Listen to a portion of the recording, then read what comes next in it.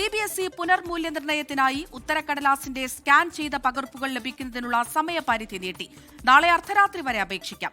മൂല്യനിർണ്ണയത്തിനെതിരെ ഉയർന്ന പരാതികളിൽ കേന്ദ്ര വിദ്യാഭ്യാസ മന്ത്രാലയം CBSEയോട് വിശദീകരണം തേടിയിരുന്നു.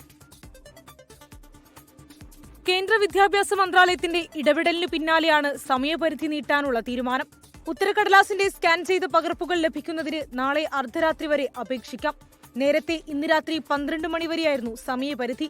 CBSE +2 പുനർമൂല്യനിർണ്ണയത്തിന് മുന്നോടിയായി ഉത്തരക്കടലാസിന്റെ സ്കാൻ ചെയ്ത പകർപ്പിനുള്ള അപേക്ഷ സമർപ്പിക്കുന്നതിനിടെയാണ് വെബ്സൈറ്റിൽ വ്യാപകമായി സാങ്കേതിക പ്രശ്നം നേരിട്ടത്. ഒരു വിഷയത്തിന്റെ ഉത്തരക്കടലാസ് എടുക്കാനുള്ള ഫീസ് 100 രൂപയാണ്. എന്നാൽ ഓൺലൈനിൽ 69,420 രൂപ കാണിച്ചതായി വിദ്യാർത്ഥികൾ പരാതിപ്പെട്ടു.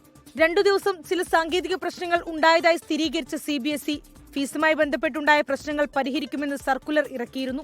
അതിനിടെ ധനമന്ത്രാലയത്തിന്റെ പിന്തുണയും കേന്ദ്ര വിദ്യാഭ്യാസ മന്ത്രാലയം തേടി. CBSE പേയ്മെന്റ് ഗേറ്റ്വേ അടിസ്ഥാന സൗകര്യങ്ങൾ ശക്തിപ്പെടുത്തുന്നതുമായി ബന്ധപ്പെട്ട് വിദ്യാഭ്യാസ മന്ത്രി ധനകാര്യമന്ത്രിയുമായി സംസാരിച്ചു. പ്രശ്നപരിഹാരത്തിനായി പൊതുമേഖലാ ബാങ്കുകളുടെ സഹായവും തേടിയിരുന്നു. 24 ഡൽഹി.